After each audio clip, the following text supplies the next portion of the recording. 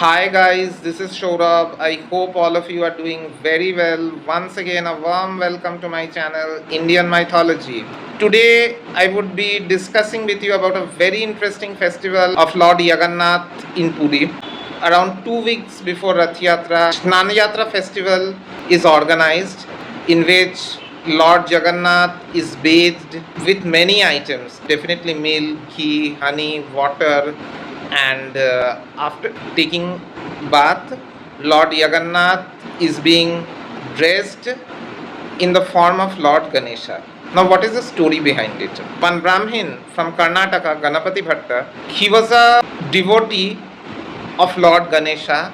He was very devoted to Lord Ganesha, and he used to consider him as the Param Brahman, the all pervading truth or God, whatever you say. Now, someone told him God, or for that matter, the real Brahman, is in the form of a wooden idol in Puri. Now he came, and by chance he came at the time of Snan Yatra, when Lord Jagannath would be taking bath and everything. So when he saw the idol, he was very disappointed, because he used to consider Ganesh as the only god. Now when he saw Lord Jagannath, he was not having the face of an elephant, he was not having those big ears, trunk. So he thought, this cannot be my Ganesha. Lord Jagannath took the form of Ganesh, and when Ganapati Bhatta saw him in this form, he was convinced. What is the moral of the story behind it? If we see Ganpati Puran, it is said that from Ganesh, Lord Ganesh, everything is originating. If we read Shiv Mahapuran, it is said from Lord Shiva, everything is originating. If we read Devi Bhagavad, it is said from Shakti or Mahamaya, everything is originating. If we read Bhagavad, it is said from Lord Krishna, everything is originating. All gods, forms of life are originating from Lord Krishna. Now, one may find this thing to be very confusing. If we see Adiguru Shankaracharya's instructions, he had mentioned about worshipping of Panchadevta. Who are those Panchadevtas?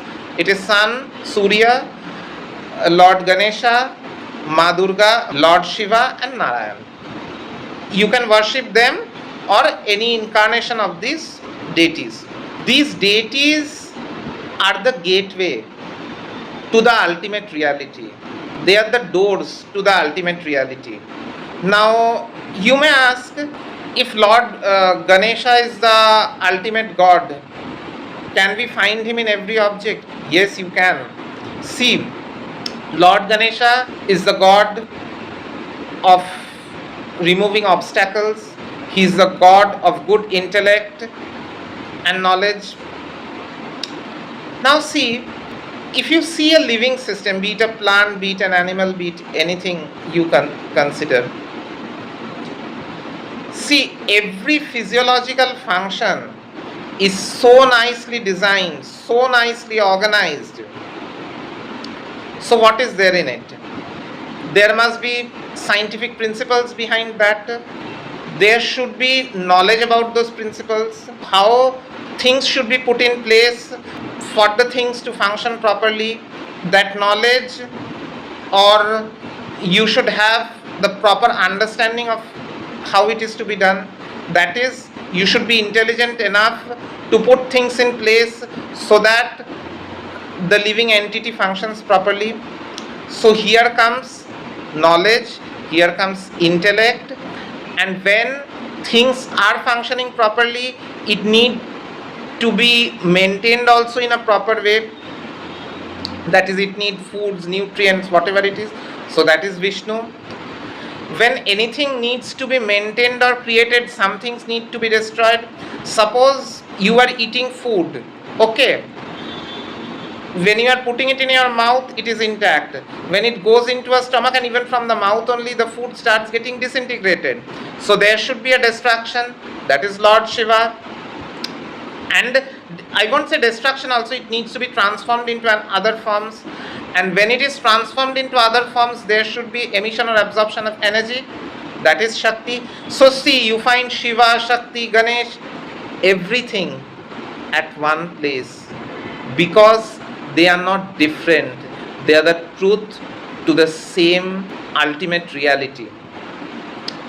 Even if you consider a non-living object, a chair, for the chair to be designed and so that it is suitable for someone to sit, you need knowledge, you need intelligence on how to design it. Okay, now you cannot put that wooden chair in fire, because for it to be maintained and in a proper way or sustained in a proper way, there should be certain conditions. That is Vishnu. For the chair to be made, definitely a tree had to be cut and many things had to be done. So it is the destruction of a certain thing for the creation of something. So again Shiva is there. See, it is not advisable to fight this god is great or that god is great. They are the doors to the ultimate reality, to the Param Brahman. I hope you would enjoy my video. Thank you.